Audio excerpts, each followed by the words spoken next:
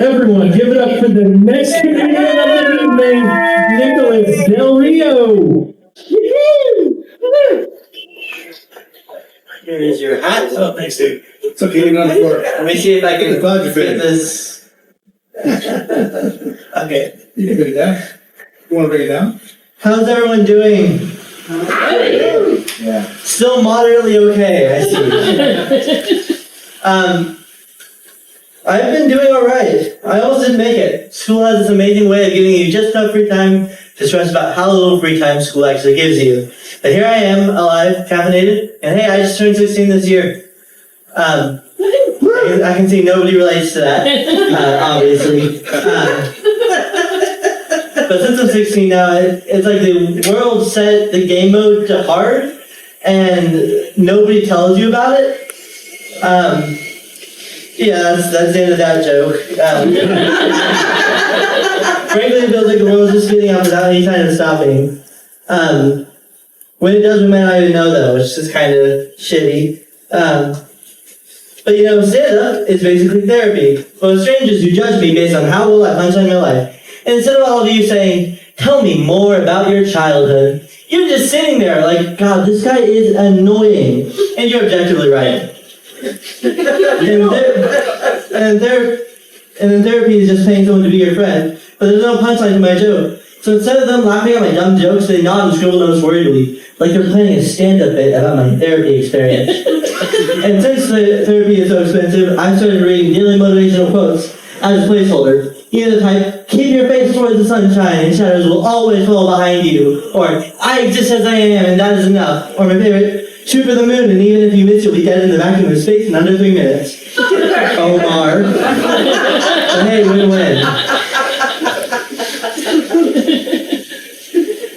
You know you've got reasonable expectations when your motivational quotes stop being about dreams and start being about requirements for basic human functioning.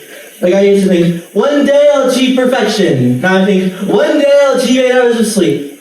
And now as I'm saying this, I'm realizing that those two are the same thing. I am really bombing on this one. You're doing great. You're doing great. You're doing great. You're doing awesome. But the best and quickest character development comes from social interaction. Because social interaction feels like improv, where the stakes are weighted high. Someone asks me, how's it going? And my brain panics. It goes, quick, say a line, say a line. And all I manage is, it's good. Salad? And then walk away and die a little inside. Because if you think about it, every word, every awkward pause,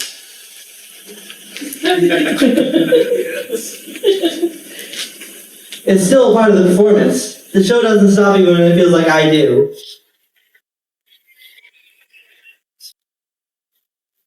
Speaking of improv, I was at the school campout, and one of the games we played was a game called World's Worst. In that game, has anybody played that game before? No. Okay, for anyone who doesn't know, in that game, you get a prompt such as World's Worst Plumber or World's Worst Musician, and then you have to doubt with the other actors on stage. Who else would you be acting out with? That line was redundant. And so I got the line, I got the prompt, World's Worst Teacher. And so I started explaining the Twilight books to the children, as one would do as a world's worst teacher. And then somebody, one of the quote kindergartners, don't worry, they were 8th grade, or they were high schoolers. They came up to me and asked, "Why do you have Viagra in your desk?" Here's the thing, though: I get Advil and Viagra confused. Why does this happen? I have no clue. But I responded without thinking. I said, "Quote, to deal with all you children," which is absolutely horrendous, but I could not change what I said in the past. God, I wish I could. That would be nice. Then I wouldn't have to do this whole stand-up thing.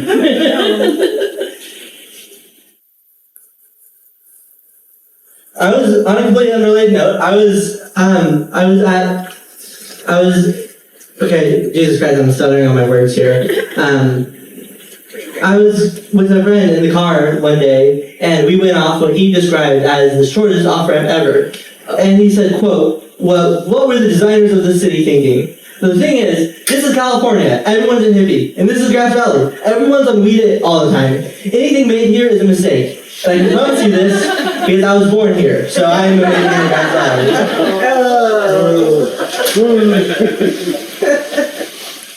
Segue. IT workers have the lowest morale. I know this because I'm an IT intern, which is basically like being a digital garbage man.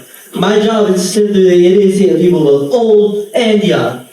One time I was working on this one lady's laptop and she swore that she just cleaned the dust out of her laptop the other day. And when I opened it up, there was just a solid brick of dust blocking the fan. So, oh Jesus Christ, what are you so congratulations to that lady. She single-handedly created a tiny self-sustaining ecosystem of dust mites, despair, and sort of lung diseases for the IT department to chew on. Because we would rather do that than touch that thing even closely.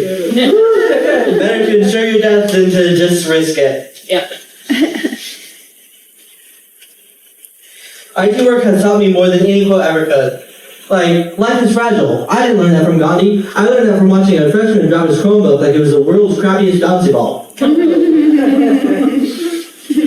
You know, if you've seen me before, you'll know that I always try and end with a moral. And I had a really good one planned about how the metaphor of life and coffee tied into like work and life. And after a lot of deliberation, I decided to change it because I think there's a story that needs to be said more. So, I'm trying. I promise. You gave me the light. I'm trying to do it quick.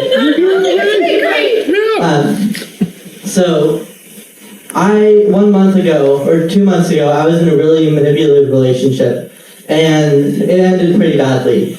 And after a lot of deliberation, like, I genuinely didn't want to live anymore. Like, I was just genuinely sitting in my room doing nothing because life no longer gave me a purpose.